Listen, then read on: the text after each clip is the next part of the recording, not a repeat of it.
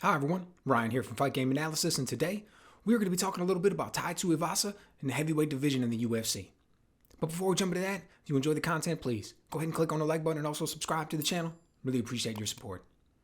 Alright, so just last night, UFC 271. Tai Tuivasa comes out there, scores the knockout victory over Derrick Lewis. Man, a lot of people didn't see this one coming. A lot of people did not think the fight was going to turn out this way. And I got to be honest, I'm one of them. I didn't make a prediction video for this one, but I had handicapped the fight a little bit. Obviously, knew a lot about both fighters, been watching them for a while. And I kind of figured that Derrick Lewis was going to be able to come out with the victory in this one. You know, I thought it was going to come down to the fact that Tai Tuivasa gets hit a little bit too much. You look at him in his past fights, up to and including that one with Greg Hardy, like he gets caught with shots, man. For the most part, he's able to endure them. For the most part, he's able to come back, get his guys out of there, get the win. But he does get caught. And I figured that is just a bad situation to be in when you're going in there against the Black Beast, right? You see Derrick Lewis catch guys. They don't stick around, man. When Derrick Lewis makes contact, guys go away. He hits people, knocks them out, knockout king in the heavyweight division. Super impressive, incredible power. But that wasn't the story. At the end of the day, second round knockout, Tai Tuivasa comes out with the victory. So Chael Sonnen makes an interesting point after the fight. He says, look, there is a very real possibility that we're looking at Tai Tuivasa as a top 3 heavyweight in the division right now. And I didn't think that I was going to be saying that after this fight. I wasn't prepared to say those words, which I think is, just a hilarious way of putting it. But it's interesting. As soon as he said it, I thought about it for a second. Where does that put Tai Tuivasa? Because we knew where Derrick Lewis was, right? Man who had fought for the belt. Man who was just out there smoking people, smoking veterans, smoking contenders on the way up, just out there giving it to guys.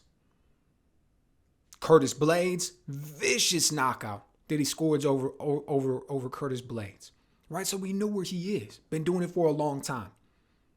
Tai Tuivasa is a different story, though. Young guy coming up, great power. Now, there's a lot of guys in the heavyweight division that have really good power that can get guys out of there. Doesn't mean anything.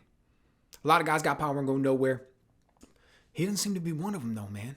After scoring a knockout victory over Derrick Lewis, we got to sit and ask ourselves, where does that put him? And when we think about the heavyweight division, it's easy, right? We just saw Francis Ngannou get a victory. He's the champ, had the belt, and still. So he's the number one guy in the division, king of the mountain, top of the food chain. But after him, who are we looking at? So the guy he just beat, Ciryl Gane. Ciryl Gane's still a top contender. What's going to be next for him coming off that loss to the champ? Stipe Miocic, greatest heavyweight of all time. His last loss was when he lost the belt to the champ. What's his next fight going to look like? John Jones, guy who we've been hearing about coming into the heavyweight division for years now, right? Haven't seen him fight, but we're hearing him talking about it. We see him constantly throwing tweets out. Well, one of the things that he just mentioned recently, hey, what do you think about the greatest light heavyweight of all time versus the greatest heavyweight of all time? Right? A matchup between John Jones and Stipe. Now, I got to be honest. When I heard that, man, I immediately became intrigued. Right? Because on the one hand, I'm not exactly a fan of John Jones coming from the light heavyweight division directly into the heavyweight division and getting a title shot. Particularly considering that the man hasn't fought in so long. You don't even got the belt anymore. You used to have the belt. And you're going to come off the bench after all this time, get right to the title shot. Really didn't think it was fair. Really didn't like the idea of that much. Even though he's, been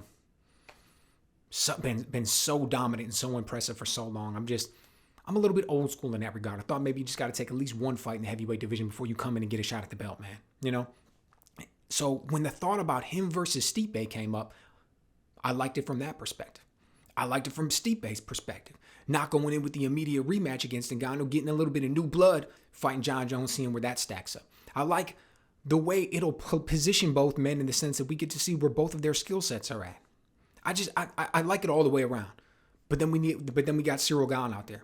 What exactly is he going to do? Because is he going to get immediate rematch with Ngannou? Number one, I'm not really feeling that based off of the performance. And two, Ngannou's going to be out there for a while because of the injuries. He's going to be sitting on the sidelines for a little bit. Right? He came into that fight with injuries, has to get some surgery. He's going to have to heal up, go through a training camp. We may not even see him in 2022. I don't even know where the contract negotiations are with this man, right? But at the same time, if he comes back and fights in the UFC, will we even see him this year, or are we going to see him early next year? Is he going to be out for a whole calendar year? Don't know. But I do know that if I'm Ciryl Gane or if I'm Ciryl Gane's team, I want him to not have to wait on that, even if a rematch was offered. In steps Tai Tuivasa. Perfect setup. He comes in, smokes Derrick Lewis, a guy who has been the man for a very long time, puts himself in a position for a shot against either Cyril Gane, Stipe, or John Jones. I love him in the talk for that. I love the way that looks. Think it'll be great for everybody involved. I think we'll be able to see where guys' skills stack up. I think we'll be able to see who can be the next clear contender when Ngannou steps back, fully healthy, ready to be in the octagon, challenge for the belt. I just like the way it shapes up all the way around, and I feel like I wouldn't quite be this excited about it if Derrick Lewis would have won. Man, as much as I like dude, as much as I've been watching Derrick Lewis, enjoying all of his fights, I don't think I would be this excited for what came next for the heavyweight division if he came out with the victory. So let me know what you guys think. Are you excited that Tuivasa came out with it? Do you wish it would have been Derrick Lewis instead? What's next for the heavyweight division for each of these men? Let me know what you guys think.